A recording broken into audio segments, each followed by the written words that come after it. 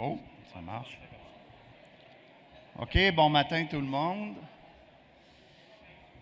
En cette belle journée de printemps, il me semble que je m'entends. C'est bon? OK.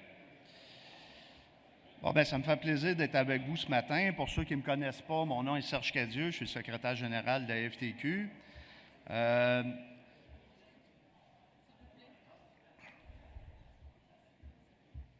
va, on commence? Madame Grenier, on commence? Non. Écoutez, c'est un beau colloque. C'est un beau colloque qu'on organise à la FTQ depuis déjà quelques années. D'année en année, on voit la participation s'accroître. Donc, je remercie beaucoup Marie-Josée et tout le service d'éducation de la FTQ pour l'organisation de ce colloque-là, incluant Claude Grenier qui participe à chaque année. C'est un succès à chaque année. J'ai assisté hier à la fin de journée à la présentation des partis politiques. C'est intéressant aussi. Je ne sais pas s'il y a des gens qui ont écouté le débat des chefs hier, mais il y avait une question sur la retraite aussi au débat des chefs. On le voit que le dossier de la retraite prend de plus en plus d'importance au Québec. C'est vrai aussi partout ailleurs au Canada. Vous le savez, depuis la crise de 2008, évidemment, il y a eu l'effondrement de plusieurs régimes de retraite. Je regardais hier le graphique que Marie-Josée présentait, où il y a une grande migration qui se passe partout au Canada des régimes à prestations déterminées vers des régimes à cotisation déterminée. Pour avoir été président national de mon syndicat et m'être promené partout au Canada, je vous dirais que le phénomène est encore plus grand ailleurs qu'au Québec. Au Québec, on réussit encore à tenir le fort. Je pense qu'on a été capable de résister dans plusieurs endroits à maintenir nos régimes à prestations déterminées, quoique ce n'est pas facile. Là. Je ne dis pas qu'on a réussi à le maintenir partout, mais la FTQ et les syndicats affiliés à la FTQ tiennent le fort, puis je suis fort content des efforts qui sont faits par les différents affiliés à la FTQ. C'est une question qui est importante, c'est une question qu'on prend au sérieux et c'est une question qu'on adresse avec un pragmatisme qui est tout en notre honneur. Vous l'avez entendu hier, la ministre du Travail, Mme Maltais, a annoncé la position du gouvernement, puis on l'a vu, là, c'est pas une position hypothétique. Le gouvernement du Québec a annoncé la mise en œuvre de 3 forums pour restructurer les régimes à prestations déterminées. 3 forums, un pour les municipalités, une pour les universités, une pour le secteur privé. Il y a eu des travaux qui ont été faits dans ces 3 forums-là. Il y a eu un projet de loi qui a été déposé, mais qui vise uniquement les régimes de retraite des municipalités. Puis Marie-Josée a fait le tour hier avec vous des pour et des contre de ce projet de loi-là. Donc, je ne veux pas revenir sur le détail des projets de loi. Ce que je peux vous dire, par ailleurs, sur le plan politique, je peux vous dire que les interventions qui ont été faites par la FTQ, par le SCFP, ont permis d'avoir un projet de loi beaucoup moins contraignant pour les travailleurs, les travailleuses qu'on représente que ce qui était prévu à l'origine. Ce n'est pas parfait. Mais ce que je comprends, puis ça a été dit hier par Mme Maltais, l'intention du gouvernement, évidemment, si c'est le Parti québécois qui est réélu, là, ça, on va savoir ça le 7 au soir. Là. Il n'y a pas de garantie par rapport à ça, mais vous avez entendu la position de tous les partis, puis vous avez même pu entendre la position du Parti libéral hier. Ce n'est pas rassurant, la position du Parti libéral en ce qui concerne les régimes de retraite. Mais l'idée, c'est de représenter un projet de loi qui serait identique et de pouvoir en débattre en commission parlementaire. Évidemment, il y a des irritants importants pour nous sur ce projet de loi-là, entre autres, de cotiser obligatoirement 50% pour les travailleurs et les employeurs d'un régime de retraite, quand que nous savons, puis pour ceux qui ne le savent pas, là, les municipalités c'est pas tout le monde qui a le même régime de retraite. Là. Il y a autant de régimes de retraite qu'il y a de municipalités. Puis ceux qui ont des régimes à prestations déterminées, ce pas des régimes qui sont tous sur le même pied d'égalité. Ce n'est pas partout que le régime de retraite, c'est la même âge de retraite, c'est le même crédit de rente, ce n'est pas les mêmes conditions. Et il y a des municipalités qui ont fait le choix, lors de la négociation de la convention collective, parce que le régime de retraite, ça fait partie de la rémunération globale. Hein? Alors donc, il y a des syndicats qui se sont entendus avec l'employeur pour avoir une répartition de la cotisation à verser dans le régime de retraite qui n'est pas nécessairement 50-50, ça peut être 40-60, ça peut être 25-75 %, parce qu'en contrepartie, on fait des compromis sur les assurances collectives, ses vacances, sur la rémunération, sur d'autres choses. Donc, c'est difficile, puis c'est ça qui est difficile dans le projet de loi qu'on a actuellement. Le gouvernement nous arrive et il dit, pour sauver les régimes de retraite, on met de côté 50 ans de négociation de convention collective et on permet de réouvrir la négociation uniquement ces régimes de retraite en ayant, en bout de ligne, un horizon. Là, il faut qu'au bout de 2 ans, on puisse arriver à une solution. Puis si on n'a pas réussi à s'entendre par la voie de la négociation ou en conciliation, bien, il y aura la Commission des relations de travail qui va intervenir puis qui va imposer une décision aux partis. Puis on sait très bien que même si on limite au maximum l'intervention de la Commission des relations de travail, cette négociation-là, ce n'est pas pour améliorer le régime de retraite, hein, c'est pour les couper. Il n'y a pas de place à l'amélioration, là. Puis on l'a vu dans le projet de loi sur les municipalités, le déclencheur pour la restructuration des régimes de retraite, c'est tous les régimes de retraite dont la capitalisation est inférieure à 85 %. Ceux qui sont au-dessus de 85 %, ils n'ont pas besoin de restructurer leur régime de retraite. Mais s'il y a une contribution de 50-50 dans le régime de retraite, bien, les partis vont quand même avoir l'obligation, lors du renouvellement de la prochaine convention collective, de s'entendre sur un horizon de 5 ans pour ramener la contribution à 50-50. Donc, ce n'est pas facile. On vit des périodes qui sont difficiles, mais par ailleurs, le bon côté de la chose, c'est que le gouvernement a pris l'engagement qu'il fallait sauver les régimes de retraite à prestations déterminées. Bon. Puis, on sait qu'il y a d'autres partis politiques qui, eux autres, sont d'opinion que les régimes de retraite à prestations déterminées, c'est des régimes qui sont dépassés et qu'on doit aller vers d'autres formes de régimes de retraite, soit des REER, des régimes à cotisation déterminée, qui sont finalement rien d'autre que des REER, mais pris collectivement. OK? Donc, on a eu aussi des travaux dans le secteur privé. Je sais qu'il y a plusieurs personnes ici dans la salle qui sont dans le secteur privé.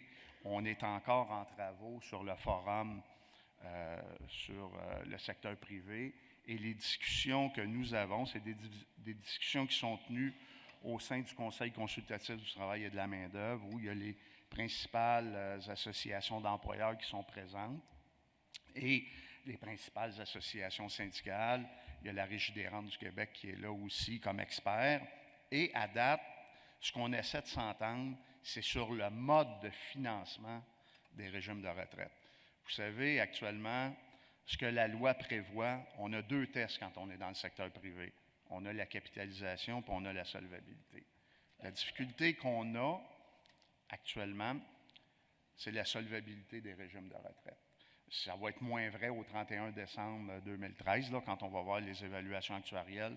On a connu une bonne année de façon générale et si je me fie aux firmes d'actuaires là, comme Aon et même Mercer qui prévoient que la capitalisation aurait augmenté d'une façon très substantielle. Donc, je ne me rappelle pas c'était quoi le taux moyen de solvabilité des régimes, c'était aux alentours de 68 %, je pense. Puis là, ça devrait être ramené aux alentours de 80-85 %.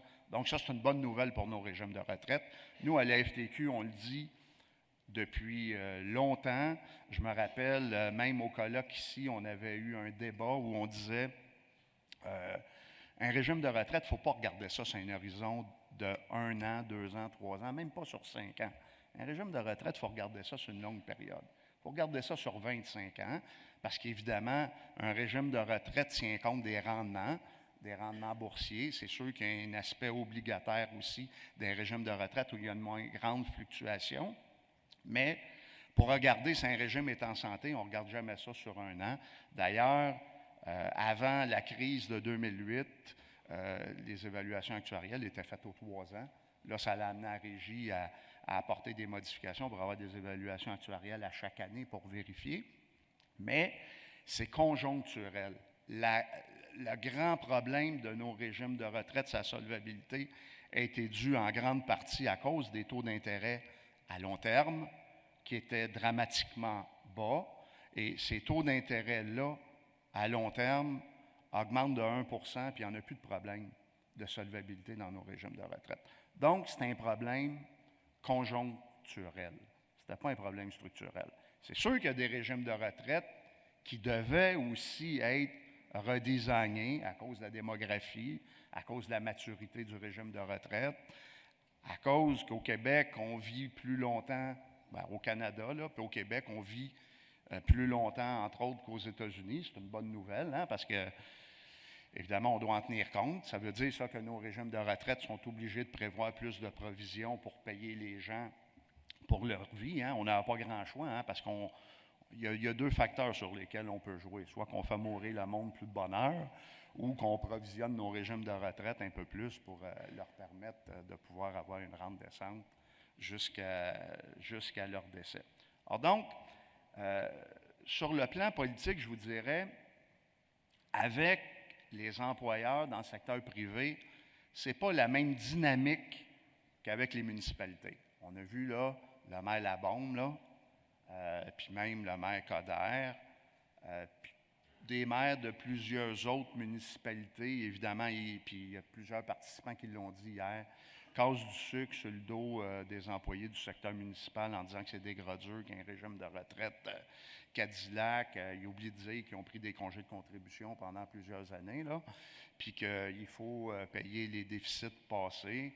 Puis tout le monde sait, là, pourquoi le test de solvabilité n'existe pas dans le secteur municipal, là.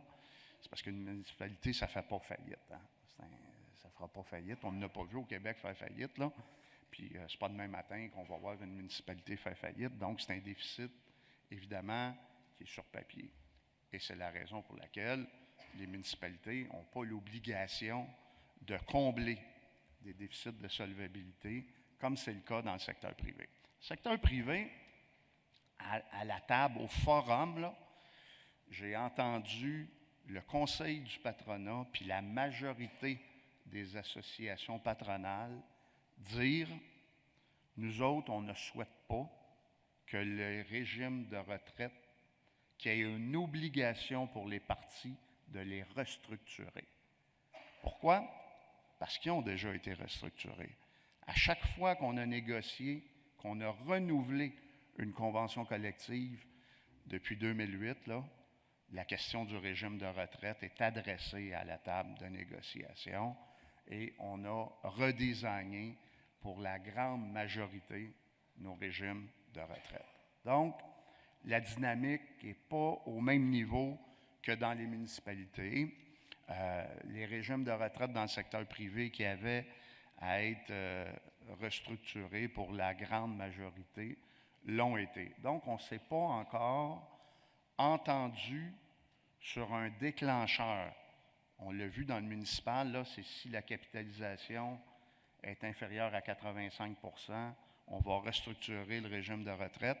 Ce n'est pas le cas dans le secteur privé. Puis, si ce n'était que des syndicats et du conseil du patronat, ça serait laissé dans le processus de négociation traditionnel qui existe, la question des régimes de retraite.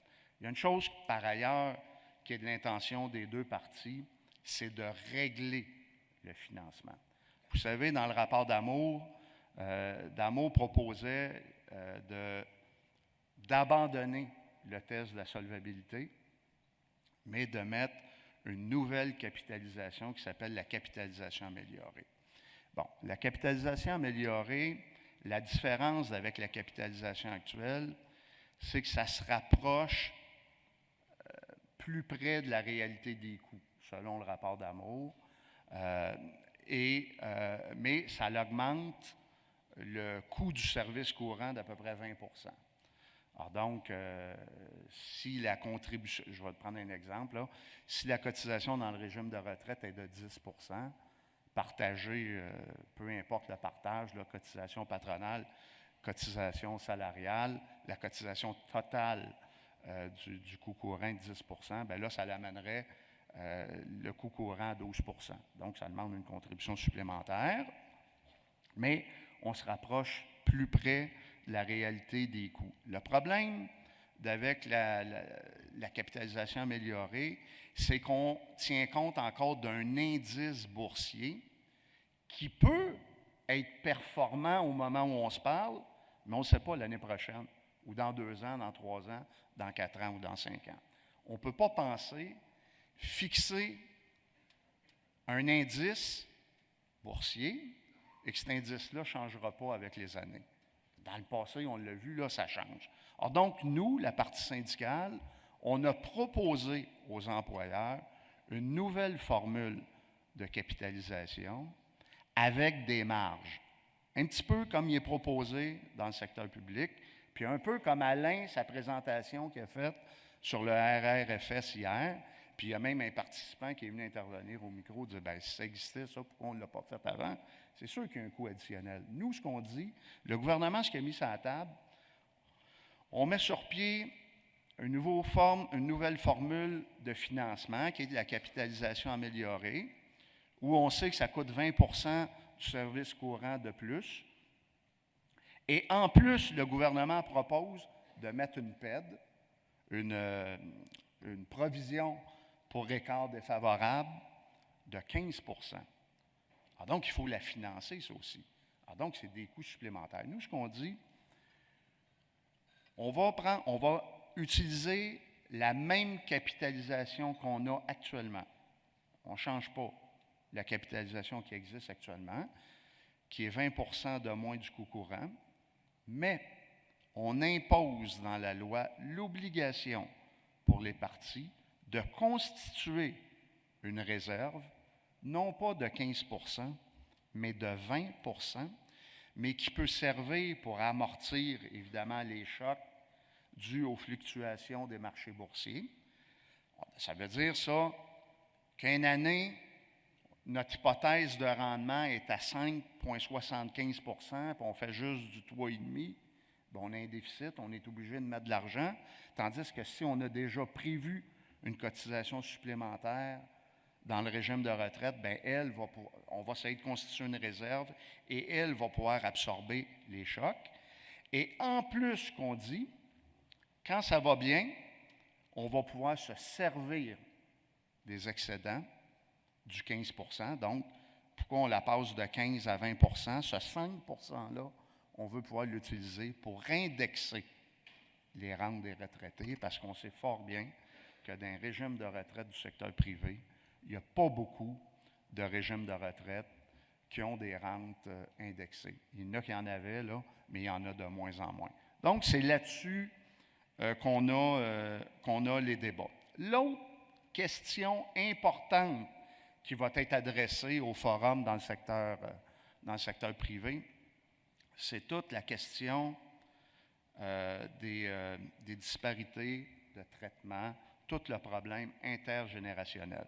Vous savez, on a adopté des résolutions au dernier congrès où on s'est dit contre des clauses orphelins et particulièrement d'un régime de retraite. On l'a vu là depuis une dizaine d'années quand on arrive en négociation, puis même dans les grandes entreprises. Là, ça a été le cas de Pratt & Whitney, le dernier renouvellement de la convention collective.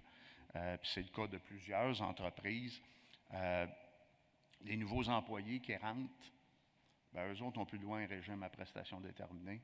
Ils ont droit à un régime à cotisation déterminée. Évidemment, ça fait 2 classes de salariés. C'est 2 salariés qui font exactement le même travail. La loi sur les normes du travail actuellement prévoit qu'on ne peut pas avoir 2 échelles de salaire en fonction d'une date d'embauche, mais il y a un flou dans la loi actuellement. Est-ce que ça englobe toute la rémunération? Ce n'est pas tranché, c'est devant les tribunaux. Le SEPB actuellement est devant la Cour d'appel dans l'affaire Les Pages jaunes, où l'employeur a décidé unilatéralement de modifier le régime de retraite, d'imposer un CD pour les nouveaux employés et de maintenir un régime à prestations déterminées pour les anciens employés. Ça a été contesté par grief par le SEPB. Ils ont perdu en arbitrage, ils sont allés en révision judiciaire à la Cour supérieure. Ils ont perdu, et là, il y a eu une permission d'en appeler qui a été accordée à la Cour d'appel, et la Cour d'appel va devoir se prononcer là-dessus. Sauf que nous, ce qu'on dit, puis hier, vous avez entendu la ministre Maltais dire, nous autres, il y a 4 grandes, on a 4 statements sur les régimes de retraite, dont celui l'équité intergénérationnelle. Alors donc, nous, au Forum du secteur privé, ce qu'on dit, il faut stopper ça. Puis s'il faut qu'il y ait un déclencheur, parce que là, à date, ce que les employeurs nous disaient dans les autres forums, si la capitalisation est trop basse, on doit pouvoir réaménager les régimes de retraite, restructurer les régimes de retraite. Nous, au Forum, dans le secteur privé, on a tenu le discours. Bien, parfait, ces régimes de retraite ont été restructurés dans le secteur privé parce que la capitalisation est revenue à un niveau acceptable. Bien, on n'a pas réglé le problème d'équité intergénérationnelle. Donc, moi, j'ai proposé au Forum du secteur privé que partout où il y a des régimes de retraite à 2 vitesses qui doivent être restructurés pour qu'il y ait un seul régime de retraite à prestations déterminées. Évidemment, ça a causé une petite commotion. Okay? Ils ne voyaient pas ça comme ça, le problème d'équité intergénérationnelle, mais il est incontournable, le débat. Et là-dessus, il y a un front commun de la partie syndicale où il faut qu'on trouve une solution sur ce problème-là, parce que ça fait partie des 4 engagements du gouvernement quand ils ont présenté leur forum. Bon, ça c'est pour les régimes de retraite, un petit peu pour les forums qu'il y a, ces régimes de retraite. Je ne m'étendrai pas plus longtemps que ça sur cet aspect-là, compte tenu que vous en parlez pendant 2 jours des régimes de retraite. Vous savez, ce que je veux vous parler un peu plus, je veux qu'on se parle un peu d'action politique, puis évidemment, je profite de l'occasion, là, il y a 350 militants et militantes qui sont ici à ce colloque-là, puis vous n'êtes pas juste des militants pour les régimes de retraite, là, vous êtes des militants syndicaux. Puis on l'a vu, on a réussi à tenir le fort un peu plus qu'ailleurs au Québec, puis ça, c'est en grande partie parce qu'au Québec, le taux de syndicalisation est à 40 %. Mais je n'ai pas besoin de vous faire un dessin pour vous dire que notre image a été un petit peu égratignée au cours des 2 dernières années. Alors donc, c'est sûr qu'à partir du moment où notre image a été égratignée, bien, notre poids politique s'en ressent un petit peu dans les interventions qu'on fait, puis on est résolu à redorer notre image, parce que il y a peut-être eu des choses qui ont été faites qui ne sont pas les meilleurs coups qui ont été faits par le mouvement syndical, mais de façon générale, le mouvement syndical, c'est un mouvement qui défend les travailleurs et les travailleuses les plus mal pris, puis qui lutte pour la justice sociale au Québec, puis qui intervient dans tous les débats de société depuis les 50 dernières années. Puis si le Québec d'aujourd'hui est ce qu'il est, c'est en grande partie grâce aux luttes qui ont été menées par le mouvement syndical. Puis il ne faut pas être gêné de faire partie du mouvement syndical, puis il ne faut pas être gêné de faire partie de la FTQ. Puis, évidemment, il y a des partis politiques qui prennent avantage de ça, puis il y a des gouvernements qui prennent avantage de ça. On le voit particulièrement à Ottawa, avec le gouvernement de Stephen Harper. C'est le gouvernement que moi j'ai connu là, depuis que je suis en âge de comprendre un peu la politique. C'est le gouvernement le plus à droite qu'il y a eu au Canada. Hein? Écoutez, le gouvernement de Pierre-Éliott Trudeau, comparativement au gouvernement de Stephen Harper, pourrait passer pour un gouvernement marxiste-léniniste aujourd'hui. Tu sais, c'est peu dire. Hein? Puis quand on était à cette époque-là, mettons qu'on ne l'aimait pas, Pierre-Éliott Trudeau. Hein? Les choses sont souvent très, très relatives. Mais ce que ça veut dire, ça veut dire qu'on ne peut pas rester assis puis se croiser les bras. Vous l'avez vu, c'est sûr que le gouvernement Harper, il y a un agenda. Le gouvernement Harper, depuis qu'il a réuni la droite en un seul parti, parce qu'il faut se rappeler là, que les libéraux avec Jean Chrétien ont eu 3 mandats majoritaires. Pourquoi? Parce qu'il n'y avait pas d'opposition. Il y avait le Parti conservateur, il y avait le Réforme Parti, il y avait le Bloc québécois au Québec. Donc, tout ça, ça l'assurait toujours au Parti libéral de pouvoir former un gouvernement majoritaire parce qu'il était le seul parti national capable de prendre le pouvoir. Stephen Harper, on ne l'aime pas, mais c'est un méchant stratège. Lui, il a décidé que s'il voulait prendre le pouvoir, il fallait peut-être qu'il réunisse le monde qui sont plus à droite. Donc, en un seul parti. Puis dans le système électoral qu'on a actuellement, qui n'est pas un système proportionnel ou un système mixte, là, une partie de députés élus par comté, puis une partie à partir des listes, là, bien, avec 38 % du vote, il est toujours rassuré de former un gouvernement majoritaire. Fait que lui, il a décidé, c'est ça le système, c'est ça les règles du jeu. Je n'ai pas d'affaire à me préoccuper de l'ensemble de la population. J'ai juste besoin de me préoccuper des 38 % qui votent pour moi. Puis comme ça, je vais m'assurer d'être élu, puis m'assurer de mettre de l'avant mon agenda politique. Là, il a décidé de s'en prendre aux syndicats. Les méchants syndicats, c'est des empêcheurs de tourner en rond. Puis vous l'avez vu, là, vous l'avez vu avec les postiers, quand il a décidé d'imposer le retour au travail des postiers, d'imposer le contenu de la convention collective, en imposant des salaires de 1 % inférieurs à ce que la Société des postes avait même proposé, sous prétexte que c'est un service essentiel, qu'on ne pouvait pas laisser un conflit perdurer au poste, parce que c'est un service essentiel pour les Canadiens. Moi, j'ai-tu entendu au mois de décembre que la Société canadienne des postes a décidé d'abolir 12 000 postes, puis le gouvernement Harper dit c'est correct, ils peuvent faire ça. C'était un service essentiel il y a 2 ans, là, il est moins essentiel. Donc, vous le voyez, il y a plein de questions idéologiques comme celle-là. Et le plus grand danger qu'on a, c'est ceux qui nous attaquent de plein fouet. Vous l'avez vu avec C-377. Là. C-377, c'est un amendement à la loi sur l'impôt sur le revenu pour forcer les syndicats à dévoiler toutes leurs dépenses de plus de 5 000 $. Et ça comprend une section locale, un syndicat provincial, une fédération, un syndicat national, au nom de la transparence. En vertu du Code du travail du Québec, là, on est obligé de donner nos états financiers à nos membres.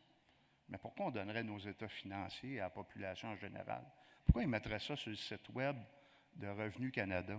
Vous autres, vous rentrez en négociation avec votre employeur, vous avez un fonds de défense qui est de 150 000 $, exemple, dans votre section locale. Le boss, lui, va regarder ça.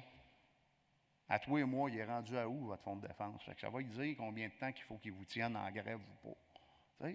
Mais ça n'a comme tellement pas de bon sens, là, que ce projet de loi-là, mal foutu, pour qu'il soit adopté en vertu des règles parlementaires, devait recevoir l'assentiment du Sénat. Puis le Sénat, vous le savez, il est contrôlé par les conservateurs. Bien, calvaire, les conservateurs ont trouvé ça trop débile, trop à droite, qu'ils l'ont retourné au gouvernement. Hey, c'est pas peu dire. Moi, jamais j'aurais pensé féliciter sénateur, mais là, je l'ai fait ce fois-là. C'est assez hallucinant. OK? Donc, le Sénat a apporté des amendements au projet de loi C-377 pour le rendre un peu plus convenable. Là, on a changé les dépenses de 5 000 par des dépenses de plus de 400 quelques mille de mémoire et plein d'autres modifications. Bon, et il a retourné ça au gouvernement. Le gouvernement a repris son... Parce qu'évidemment, il y a eu approbation de la Chambre. Quand il a été de retour, il a resoumis son projet de loi dans la forme initiale. Et là, au moment où on se parle, il n'y a pas grand-chose qui bouge sur ce projet de loi-là. Mais ce qui nous inquiète le plus, puis ça en quoi on est en droit de s'inquiéter, puis c'est pas juste des épouvantails à moineaux. Si vous avez suivi le dernier congrès du Parti conservateur, le Parti conservateur a dans sa mire ce qui se passe dans 24 États aux États-Unis. Puis tu sais, les États-Unis, là, c'est collé sur nous autres. Hein. Aux États-Unis, là, il y a des États right to work. C'est beau, ça paraît bien. Hein? En français, droit au travail. Pour le commun des mortels, là, le droit au travail, là, c'est bien, ça doit être de quoi de bon pour notre monde, le droit au travail. Mais la législation right to work aux États-Unis, qui existe dans 24 États, ça l'interdit, la formule RAND. OK? Puis au Québec, la formule RAND, là, pour ceux qui pensent que la formule RAND, ça existe depuis 100 ans, là, ça n'existe pas depuis 100 ans, la formule RAND au Québec. Ça existe depuis 1977. C'est le gouvernement de René Lévesque, en 1977, qui a amendé le Code du travail pour l'introduire suite à un conflit qui a été fait à l'époque par les TUA à United Aircraft, Pratt & Whitney, aujourd'hui, un conflit qui a été particulièrement violent, un conflit de 2 ans où la United Aircraft refusait aux syndicats d'introduire dans la convention collective une clause par laquelle tous les membres couverts par l'unité d'accréditation devaient payer une cotisation syndicale et que l'employeur puisse la prélever et la transmettre au syndicat. Alors donc ça, on a gagné ça là, avec une lutte extraordinaire qui a été menée par des travailleurs et des travailleuses au début des années 70. Mais avant d'avoir la formule RAND dans le Code du travail, on pouvait quand même négocier dans nos conventions collectives des clauses obligeant l'employeur à prélever la cotisation syndicale et la transmettre au syndicat. Dans la législation Right to Work, là, non seulement il n'y a plus de formule RAND, mais il est illégal pour un syndicat de négocier une clause dans la convention collective demandant à l'employeur de prélever la cotisation et de la transmettre au syndicat. Je n'ai pas besoin de vous dire que le travail des syndicats dans les États right to work, là, c'est difficile. Si vous demandez à vos membres, vous autres, là, dans vos unités, là, cotisation involontaire, voulez-vous la payer ou pas? Répondez-y à cette question-là, là, vous autres, là. Puis vous allez voir que votre travail va être pas mal plus difficile par la suite. Allez-vous être capable d'offrir les mêmes services que vous offrez actuellement avec la moitié de la cotisation syndicale? Heureusement, il y a eu des sondages qui ont été menés par le CTC là-dessus à travers le Canada, puis il y a eu des focus group. Et je vous le dis, là, un travailleur sur 2 à qui on pose la question, un travailleur sur 2 syndiqués qu'on pose la question, si tu as le choix de payer ta cotisation syndicale, tu vas-tu la payer ou pas? 1 sur 2 dit que non. Après ça, on lui pose la question, mais vous allez continuer à être couvert par la convention collective et le syndicat va avoir encore l'obligation de vous défendre. Parce qu'en vertu du Code du travail, on a l'obligation de défendre. Même quelqu'un qui n'est pas membre du syndicat, on est obligé de le défendre s'il est couvert par la même unité d'accréditation. Là, dans ce cas-là, il y a 3 travailleurs sur 4 qui disent « Ah non, c'est pas juste. C'est vrai qu'il faut que tout le monde puisse payer la cotisation syndicale. Alors donc, on ne peut plus se permettre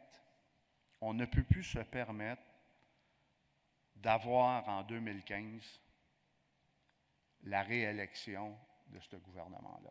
Puis il faut tout mettre en place d'un océan à l'autre, l'action pour nous assurer que ce gouvernement-là ne sera pas réélu. Donc, vous avez vu, on a parti une campagne membre à membre partout au Canada. Ailleurs au Canada, est menée par le CTC. Au Québec, est menée par la FTQ. Avec les différents affiliés, il y a des affiliés qui sont plus avancés que d'autres. Vous allez voir, l'idée de ça, c'est de réussir à aller parler aux 600 000 membres de la FTQ, puis leur dire là, que leurs 4 semaines de vacances, ce n'est pas de l'acquis. Les régimes de retraite à prestations déterminées, ce n'est pas de l'acquis. Puis la Farmer Rent, ce n'est pas de l'acquis. Qu'on a gagné ça par des luttes, des batailles, puis il ne faut pas lâcher. Parce que la majorité des membres que nous avons dans nos assemblées générales, c'est des membres, qui ne savent pas nécessairement ce que ça veut dire, la Farmer Rent, qui ne connaissent pas les batailles qui ont été menées par leurs consoeurs et leurs confrères qu'ils ont précédés, puis que c'est la raison pour laquelle ces gens-là ont des bonnes conditions de travail. Donc, il faut retourner les voir, ces gens-là. Puis, on s'est éloigné des membres avec les années. Il y a 20 ans, quand on faisait une assemblée générale dans un groupe de 500, il y en avait 250 personnes qui étaient là. Aujourd'hui, il y en a peut-être 50, il y en a peut-être 60. Donc, ces membres, puis les membres qui viennent, c'est des membres qui sont convaincus, vous n'avez pas besoin de les convaincre du bien fondé de la Farmer Rent. Mais c'est ceux qui ne viennent pas à l'Assemblée qu'il faut qu'on doit être capable d'aller rejoindre, qu'on doit aller rencontrer. Et ça va devenir des agents multiplicateurs. Alors donc, ça, c'est une campagne qui est importante, puis qu'il faut nous assurer de mettre les énergies, les efforts pour rencontrer les 600 000 membres qu'on a à la FTQ. Vous allez voir, à partir de la semaine prochaine, sur le site web de la FTQ, on a mandaté le service d'éducation, le service de la recherche et les communications. On avait au dernier congrès un site web juste pour le congrès de la FTQ. On l'a converti en un site pour la campagne membre à membre. Donc, tous les syndicats affiliés, tous les membres, vous allez pouvoir aller cliquer puis avoir du matériel pour vous aider à aller entreprendre des conversations avec vos collègues de travail où on explique d'où vient la Farmer Rent, c'est quoi. Il y a on met des vidéos, on met toutes sortes de matériel, évidemment. C'est un work in progress, cette histoire-là, mais il faut s'assurer de faire la job. Pourquoi? Parce qu'après ça, l'autre campagne qu'on mène aussi, un coup que nos membres vont voir que, ouais, c'est vrai, le mouvement syndical, ce n'est pas un mouvement qui est dépassé. Si on baisse les bras, ben, on va perdre des conditions de travail. Et notre deuxième campagne importante, c'est de faire de l'action politique pour nous assurer qu'en 2015, ce ne sera pas le gouvernement Harper qui va être réélu. Ça va être quel gouvernement? C'est pas ça qui est le plus important. Ce qui est le plus important au moment où on se parle, c'est de nous assurer que ce ne soit pas les conservateurs qui soient au pouvoir. Là, le vote stratégique va prendre tout son sens parce que de réélire une autre fois le gouvernement conservateur, le mouvement syndical ne ressemblera plus jamais à ce qu'il a déjà ressemblé au Québec et au Canada. Puis on n'a pas besoin d'aller loin pour se comparer. Regardez aux États-Unis. Là. Aux États-Unis, au début des années 70, le taux de syndicalisation était pas loin de 30 %. Aujourd'hui, il est à 11 %, le taux de syndicalisation aux États-Unis.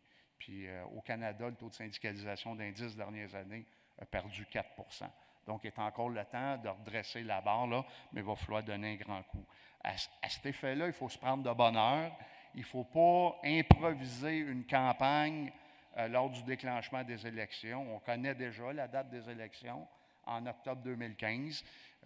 Vous l'avez vu, ou si vous ne l'avez pas vu passer, la FTQ, on a décidé de convoquer un conseil consultatif le 24 avril, où tous les permanents de tous les syndicats affiliés, accompagnés des membres du Conseil général, on va se doter d'un plan d'action en vue de l'élection de 2015. On a le congrès du CTC qui s'en vient au mois de mai aussi. On veut évidemment convaincre nos confrères, nos consoeurs du Canada anglais aussi qu'il faut trouver une stratégie pour nous assurer qu'il n'y a pas de conservateurs qui puissent se faufiler entre un candidat libéral et un candidat néo-démocrate. Alors donc, parce qu'évidemment, au Québec, il y en a 5 députés conservateurs. Vous allez me dire, il y en a 5 de trop, on va essayer de s'en occuper, mais il y en a 5.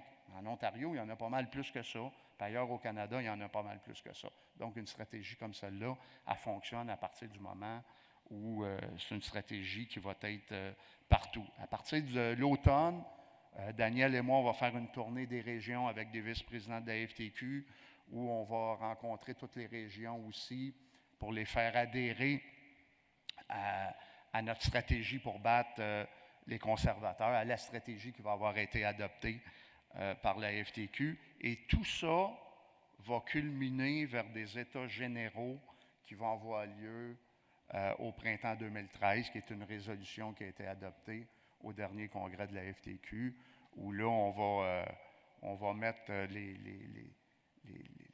les dernières touches finales à notre programme pour ensuite partir dans le champ pour nous assurer d'avoir gain de cause. Donc, Marie-Josée me regarde avec des grands yeux, là. Ça a l'air que j'ai pris un peu plus de temps que je devais en prendre.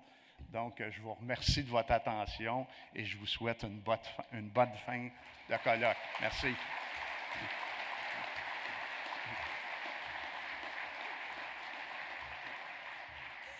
Merci beaucoup, Serge. Tu ne l'as pas dit, mais Serge, c'est aussi un des responsables politiques du dossier retraite et je dois vous dire que c'est un fervent défenseur. Il assiste aux rencontres des 3 forums mis en place par Mme Maltais avec beaucoup d'assiduité et je dois dire qu'il défend bien les dossiers de la FTQ. Alors aujourd'hui, pardon? Il y a une question? Oui. Allô, allô, ça marche? Juste une petite précision pour M. Cadieux. Quand il parlait de la campagne, excusez, je vais me nommer, Muriel Mars, je suis conseillère pour le SFP. Quand il parlait de la campagne membre à membre, nous, au SFP, on appelle ça plutôt le projet Ensemble pour un monde plus juste. C'est le même thème que la CTC. Juste pour une précision, Parfait. pour que notre monde se retrouve. Parfait. Merci beaucoup. Franck? Oui, bonjour, Franck Baudin, syndicat des métallos. Bien, écoutez, juste un commentaire par rapport sur un point qui, bien sûr, en lien avec le discours confrère Cadieux. Je veux juste faire un point peut-être plus spécifiquement concernant les discussions. Bien sûr, on est très préoccupé au syndicat des métallos avec ces discussions-là au niveau des forums dans le secteur privé. Dans ce sens, rapidement, on a mentionné que quand on a regardé le rapport d'Amour, on avait proposé un changement au niveau des règles pour financer le régime, capitalisation améliorée, c'est ce que le confrère Cadieux mentionnait, et ça aurait pour effet éventuellement d'augmenter le coût du service courant dans un régime de retraite, tout à fait. Par contre, l'effet que ça a aussi, c'est que cette capitalisation-là améliorée qui était proposée venait diminuer, je vous donne un exemple, le coût total du régime pour un régime mature de 87 % des coûts pour l'employeur de sa masse salariale à cotiser, on parle de 35 %. La situation actuelle avec les mesures d'allègement, c'est 52 %. Tout ça pour vous dire qu'on est en train de dire que dès qu'on touche à la solvabilité pour financer les régimes matures, comme on a au syndicat des métallos, qu'on vient carrément de diminuer grandement le taux de, je dirais, ou l'argent qui va aller dans le régime de retraite. Et donc, mon message est que je nous invite à être très prudents lorsqu'on va toucher à la solvabilité, parce que n'oublions pas que dans nos régimes, dans le secteur privé, moi, dans mon travail, j'ai vécu des fermetures d'usines et des gens qui ont perdu de l'argent. Ce sont nos retraités qui sont au BAT, et dès qu'on touche à la solvabilité, ce sont nos retraités qui vont passer au BAT. Fait que donc, je veux juste passer le message à l'effet qu'il faut avoir toujours ça en arrière de la tête pour le secteur privé. Merci.